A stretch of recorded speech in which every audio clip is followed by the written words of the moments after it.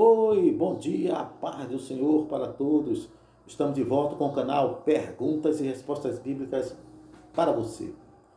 E hoje nos chega uma pergunta que diz: irmão, os nefilins são frutos do relacionamento dos filhos de Deus com as filhas dos homens, baseado em Gênesis capítulo 6? Eu quero dizer que baseado em Gênesis não. Baseado no livro de Enoque, né? Que muitas pessoas tiram a ideia de que esses filhos de Deus são anjos caídos que tiveram relações com mulheres e geraram os gigantes, né? Mas quando a gente vai analisar a fundo este livro de Enoque, a gente podemos ver que é mais baseado em histórias de semideuses, como Zeus, como Hércules, né? Que Zeus teve um caso com Olímpia e nasceu Alexandre o Grande. Aquela coisa toda misturada com a mitologia grega. E se for comparar com Gênesis capítulo 6, não tem nada a ver, né? Os nefilins, a Bíblia realmente fala que existiram, né? O termo nefilins, para você ficar sabendo, no termo hebraico quer dizer aquele que caiu. Na Septuaginta quer dizer nascido da terra, e o termo nefilim quer dizer também gigantes. Então, indo para o Gênesis capítulo 6, o que é que diz com relação a isso? Diz que os filhos de Deus acharam formosa as filhas dos homens e tomaram elas para si como esposa. No decorrer do capítulo diz que existiam gigantes na terra e os filhos de Deus conheceram as filhas dos homens e geraram homens valentes, famosos da antiguidade que existiram aqui na terra. Aí, observando o texto, a gente pode observar que os gigantes já existiam antes do relacionamento dos filhos de Deus com a filha dos homens e que geraram homens valentes e não gigantes. Por aí dá para se tirar alguma coisa. No decorrer do capítulo ainda, nós podemos ver Deus falando: contenderá meu espírito para sempre com o homem? Então, alguma coisa de errado o homem fez ali para que Deus se irasse.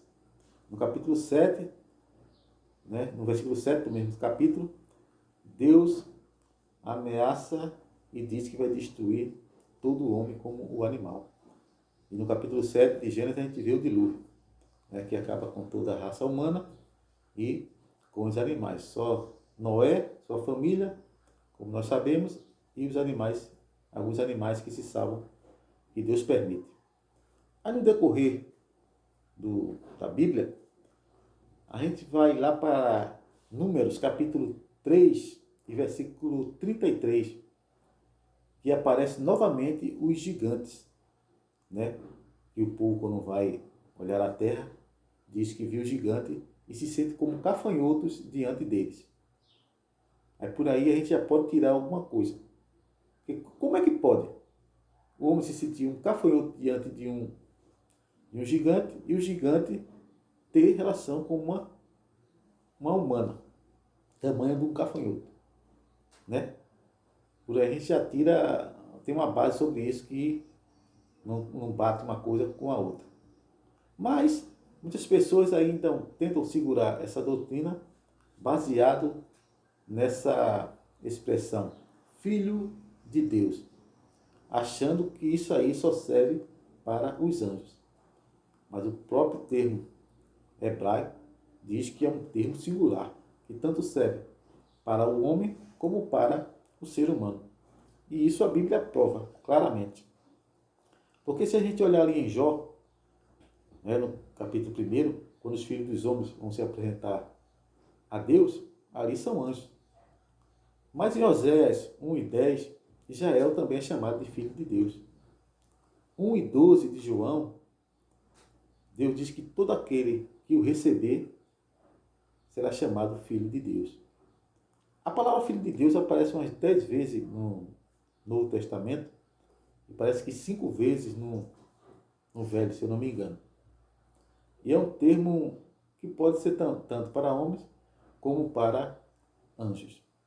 Mas as pessoas ainda querem sustentar essa doutrina, ou essa ideologia, levando lá para a destruição de Sodoma e Gomorra, quando os anjos aparecem para salvar Ló e sua família, e diz que os homens se sentem atraídos pelos anjos. Bom, os homens se sentiam atraídos pelos anjos, mas os anjos não se sentiam atraídos pelos homens, porque a finalidade dele ali não era aquela. Entendendo? E ainda querem pegar o livro de Judas, capítulo 1, versículos 6 e 7, falando que aqueles anjos que deixaram o seu principado e sua habitação, e hoje estão em cadeias eternas, querem basear o pecado deles com Sodoma e Gomorra, né? Dando continuidade ali ao versículo 7, né? de Judas. Uma coisa que não tem nada a ver, que se a gente olhar Judas, capítulo 1 e versículo 6, nós podemos ver que aqueles anjos não tiveram nem oportunidade de saber o que era o mundo. Foram diretamente para o abismo e estão acorrentados para o dia do juízo. E não nada relacionado com a destruição ou com o pecado de Sodoma e Gomorra. E outra, para finalizar, Jesus diz uma coisa bastante importante no capítulo em Mateus 22 e 30, quando ele diz, faz uma comparação ali, e os anjos, eles não se casam e não se dão em casamento.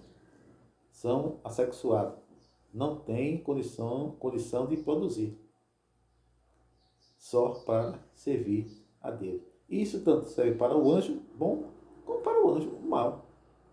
Eles não podem ter o poder de produzir ou ter relação para gerar seres humanos. Aí você pode me perguntar, mas a Bíblia diz que os anjos se materializam. Com certeza. Em várias passagens bíblicas a gente pode ver o caso de Jacó e outras passagens ali que Jacó brigou com o anjo, uma luta corporal, e outras passagens bíblicas. Mas nenhuma delas falam que anjos vieram aqui para ter relacionamento com ninguém. Ok? Aqui fica a minha pequena explicação. Se você não estiver satisfeito com o que eu estou falando, você pode novamente fazer uma pergunta baseada em cima desse assunto e nós vamos estudar para dar uma resposta à sua altura.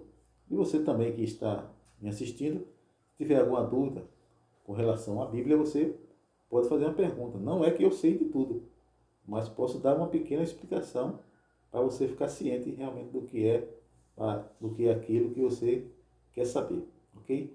Aqui eu termino, peço que vocês orem por mim, eu vou orar por vocês e que Deus abençoe a todos, amém?